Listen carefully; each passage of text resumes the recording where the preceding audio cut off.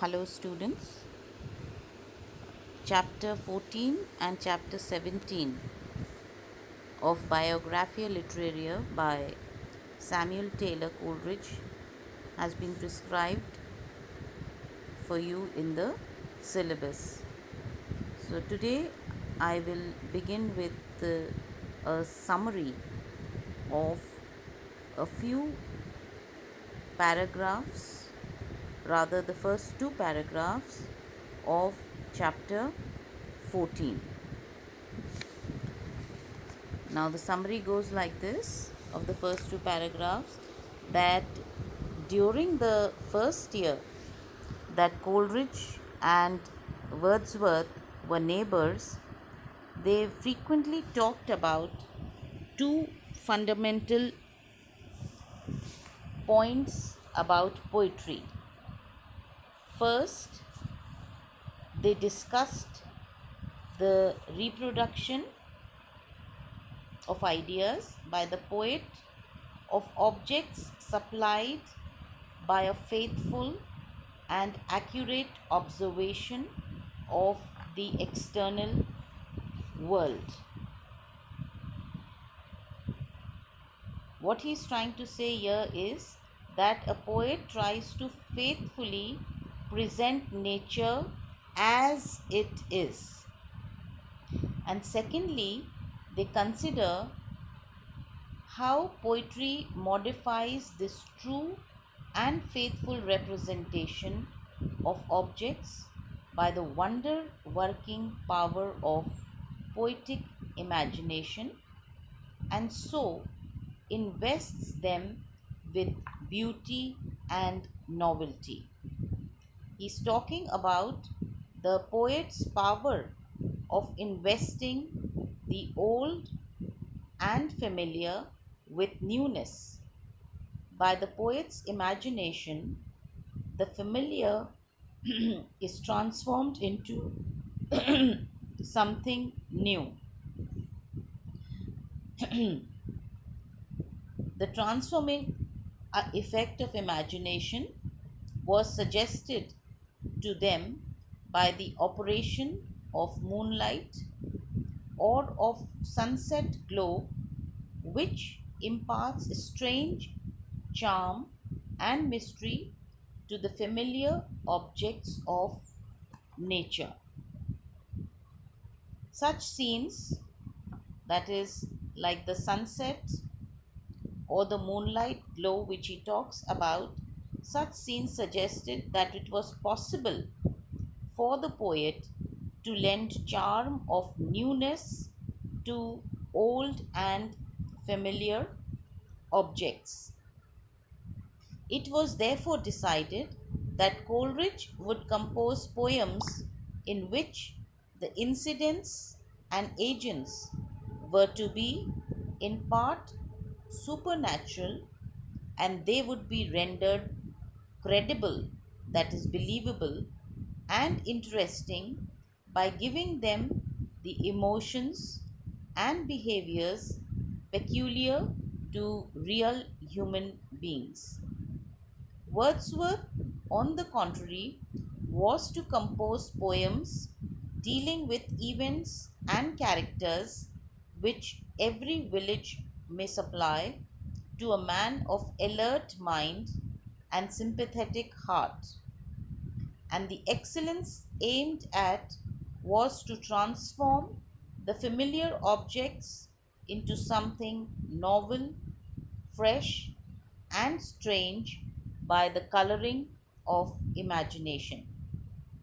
In this way originated the plan of the lyrical ballads. Accordingly, the two poets commenced and began work, and Coleridge composed The Ancient Mariner and proceeded with the writing of The Dark Lady and Christabel, where the supernatural was to be treated with greater subtlety and effectiveness when he realized that Wordsworth was working with such an industry, that is, hard work, and rapidity of speed that he could not keep pace with him.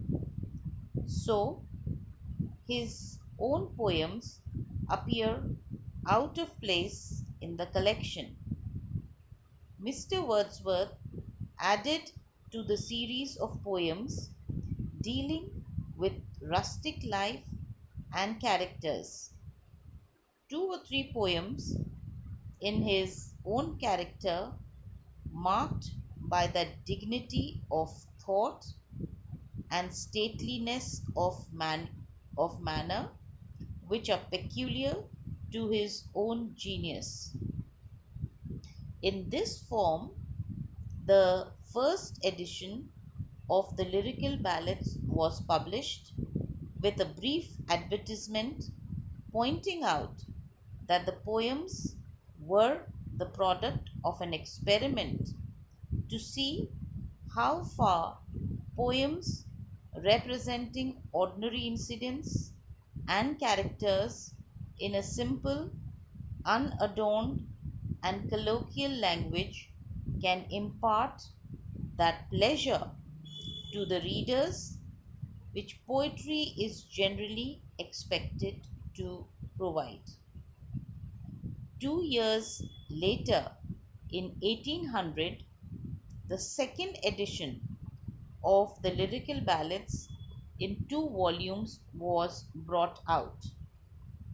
To it was prefixed a lengthy preface in which it was asserted that the language actually spoken by peasants and rustics has been used for all kinds of poetry, and that such a language is the fittest and most effective medium.